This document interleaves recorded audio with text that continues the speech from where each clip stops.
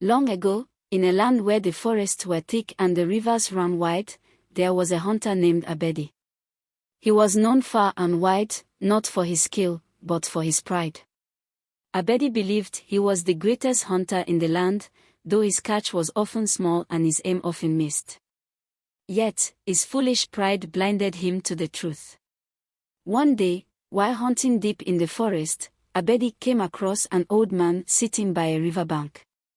The old man had a worn cloak and a wise look in his eyes. Next to him lay a simple, wooden staff that seemed to glow faintly in the sunlight. "Why do you sit alone, old man, when the forest is filled with game?" Abedi asked, puffing out his chest. "A hunter like me has no time for rest." The old man smiled and said, "Oh, a hunter, are you? Perhaps you are seeking more than game in this forest." Abedi, arrogant as ever, replied, "There is nothing in this forest that can challenge me. I have mastered the land." The old man chuckled. "If you are truly a master, then I have a task for you.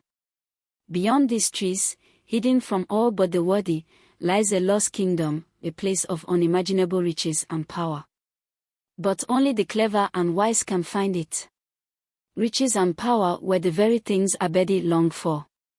He quickly agreed to the old man's challenge, thinking to himself how much glory he would gain when he returned with treasure from the lost kingdom.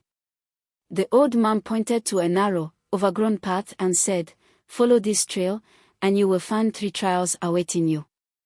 If you pass them, the kingdom will reveal itself. But beware, for those who fail are never seen again."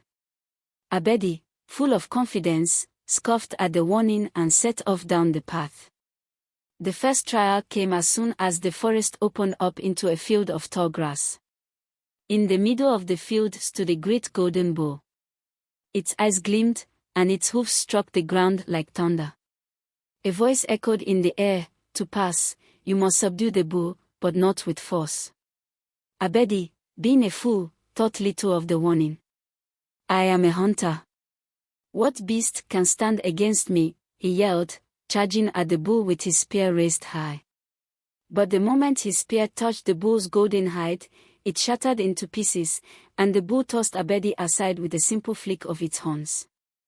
Dazed but determined, Abedi got up and tried again, and again, but each time, he was thrown to the ground. After hours of struggle, Abedi was exhausted. It wasn't until he collapsed, panting and weak, that he heard the bull's voice again. "Only the humble can pass." Realizing his mistake, Abedi approached the bull with lowered eyes, humbly asking for passage. The bull bowed its head, and the path forward opened.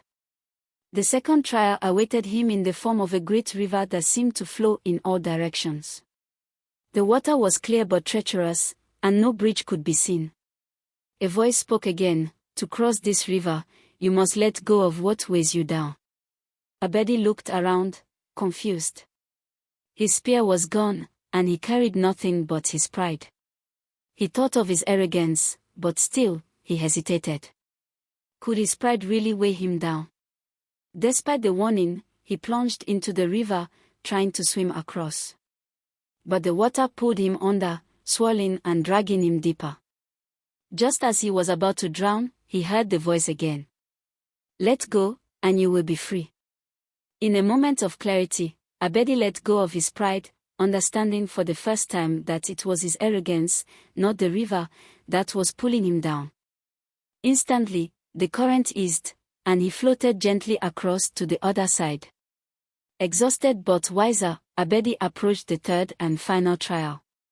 He found himself in front of a massive, ancient gate carved with symbols and guarded by 2 stone figures. The voice spoke once more, "To open this gate, you must answer a question: what is the greatest power in the world?" Abedi pondered the question. At first, he thought of strength, but the memory of the bull humbled him.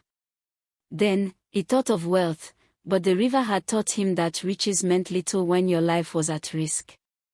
After what seemed like hours, Abedi finally whispered, "Wisdom." At his words, the gate creaked open, revealing the lost kingdom. It was more beautiful than he had ever imagined, golden palaces, shimmering rivers, and lush gardens that seemed to stretch for miles. But as Abedi stepped forward, eager to claim his reward, the old man from the riverbank appeared before him. Wisdom may open the gate, but humility and self-awareness keep it, the old man said with a knowing smile.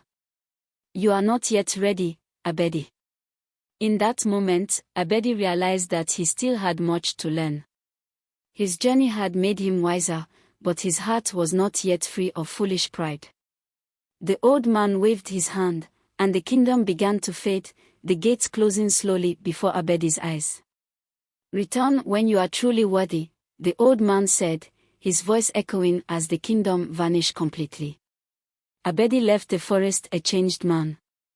He never found the lost kingdom again, but he became a hunter of wisdom, not just of game, and his name was remembered not for his pride, but for the humility he learned on his journey.